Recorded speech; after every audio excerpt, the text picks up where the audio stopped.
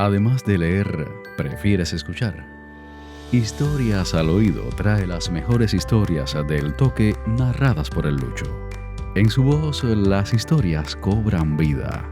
Personajes, locaciones, culturas. Historias al Oído, dedicado a las personas con discapacidad visual y a todos aquellos que disfrutan la narración. Historias al Oído, un podcast semanal del toque, sin teque ni leque leque.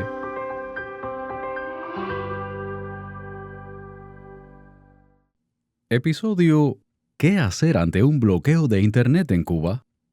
En las últimas semanas, muchos usuarios de la telefonía móvil en Cuba se han sorprendido con el repentino corte de conectividad, un recurso que ETEXA utiliza de manera arbitraria para evitar que se documente lo que ocurre en las manifestaciones. A continuación, algunas recomendaciones para hacer frente a estos cortes inesperados. Texto periodístico Alberto Setopín. Narración Luis Miguel Cruz, el Lucho. Durante la protesta ciudadana del 14 de julio de 2022 en Los Palacios, Pinar del Río, Cuba, la empresa de telecomunicaciones ETEXA cortó el acceso a Internet y posteriormente limitó el uso de Facebook, la plataforma a través de la cual se compartían vídeos de lo sucedido. Algunos servicios como NetBlocks reportaron el suceso al mostrar una caída brusca en el tráfico de datos en las primeras horas de la madrugada del 15 de julio en toda Cuba. Para los cubanos dentro del archipiélago, los cortes de Internet son una de las características del servicio que ofrece ETEXA. Suceden, por lo general, durante o después de manifestaciones, cada vez más frecuentes, en las que la ciudadanía pide que mejoren los servicios básicos, como la electricidad. 3 de los cortes más significativos ocurrieron el 27 de noviembre de 2020, el 20 de enero de 2021 y el 11 de julio de 2021. Los dos primeros, durante protestas pacíficas frente al Ministerio de Cultura.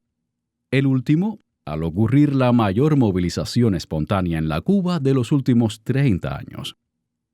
Sin embargo, no son iguales todas las afectaciones que la única compañía telefónica cubana provoca de manera intencional y por orden gubernamental como método de censura al acceso a la red de redes. Distinguirlas es el primer paso para elegir una solución adecuada que, dentro de lo posible, nos ayude a estar conectados otra vez. Tipos de bloqueos de Internet. Para hablar de bloqueos, hay que saber que Internet tiene 2 capas, una física y una lógica. Según explican desde Digital Defenders Partnership, la capa física es el conjunto de cables, radiobases y demás equipos que permiten el intercambio de datos. De esta forma, si una radiobase se queda sin energía eléctrica, por ejemplo, el corte de Internet se debe a una afectación en la capa física y requiere de un servicio técnico para la restauración. La capa lógica se basa en el grupo de códigos, protocolos y demás softwares que permiten la transmisión e interpretación de las señales. Estos conjuntos son administrados por el proveedor de Internet, ETEXA en el caso cubano, que los modifica durante los momentos de protestas. Las modificaciones se manifiestan de diferentes formas. Una de ellas es el llamado estrangulamiento. En él se reduce la velocidad de navegación en Internet, al punto de que los servicios dejan de funcionar o lo hacen muy limitadamente. Otro de los tipos de cortes al que Digital Defenders Partnership se refiere es el bloqueo del acceso al sistema de nombres de dominio, DNS, por sus siglas en inglés. Al teclear en la barra de navegación la URL de un sitio web, esta información viaja hacia el servidor DNS y allí se vincula a una dirección IP, es decir, un número compuesto que identifica el servicio solicitado en Internet. Si el vínculo no ocurre, el sitio web no llega a mostrarse en pantalla. Lo mismo ocurre si el proveedor de Internet bloquea la dirección IP del servicio al que se quiere acceder. Nunca se mostrará el sitio web o la aplicación no obtendrá respuesta. ¿Cómo intentar sortear los distintos tipos de bloqueos? Para intentar identificar el tipo de bloqueo aplicado, puede ejecutarse una prueba técnica. El Observatorio Abierto de Interferencia en la Red, OONI, por sus siglas en inglés, cuenta con una aplicación que realiza test a diferentes servicios, incluidos los de mensajería, e incluso permite analizar si un sitio web es accesible.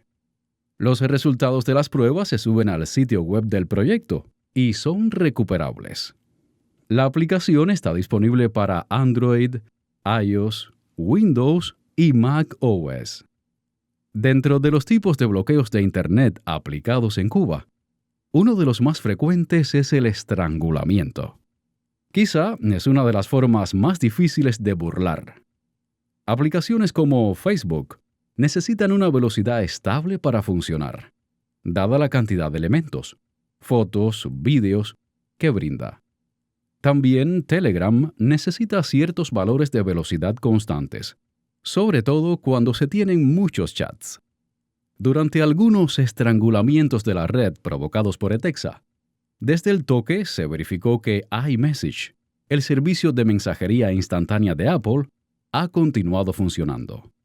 El servicio solo puede ser usado desde un dispositivo de la compañía de la manzana mordida y mediante un Apple ID, es decir, una cuenta de Apple.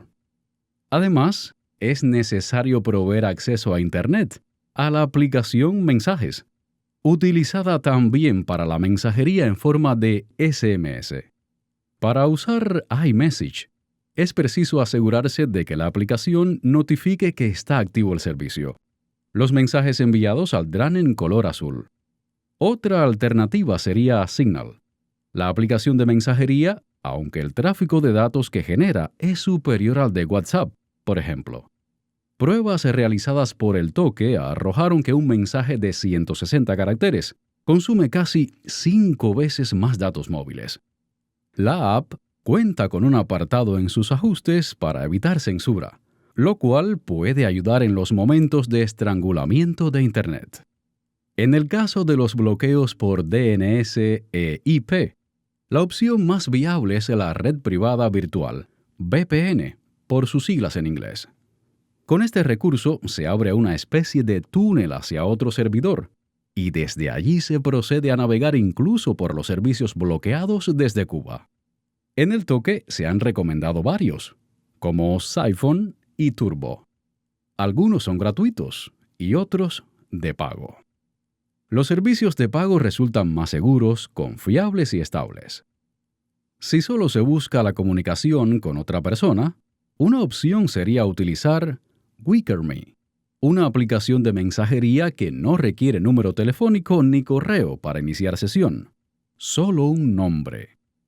En sus ajustes de conectividad permite evitar la censura al pasar toda la comunicación por servidores de Siphon, el reconocido VPN. Aunque estos consejos pueden resultar útiles, es válido aclarar que no son infalibles, sobre todo porque el acceso a la red de redes en Cuba es controlado por el gobierno a través de una única empresa que responde a sus intereses. En ocasiones, el apagón de Internet puede ser total, y en ese caso la comunicación debe pasar a formas más simples o desconectadas, como una llamada telefónica o conversaciones en persona. No obstante, siempre es recomendable aplicar estas herramientas y preguntar a otros usuarios por el estado de su acceso a la red de redes. Has escuchado Historias al Oído, episodio ¿Qué hacer ante un bloqueo de Internet en Cuba? Texto periodístico Alberto Setopín. Narración Luis Miguel Cruz, El Lucho. Música, fragmentos del tema Storybook de Scott Holmes. Este podcast es una producción de Cruz Language Academy para El Toque. Gracias por escucharnos. Además de leer, ¿prefieres escuchar? Historias al Oído trae las mejores historias del Toque narradas por el Lucho. En su voz, las historias cobran vida. Personajes, locaciones, culturas. Historias al Oído, dedicado a las personas con discapacidad visual y a todos aquellos que disfrutan la narración. Historias al Oído, un podcast semanal del Toque, sin teque ni leque leque.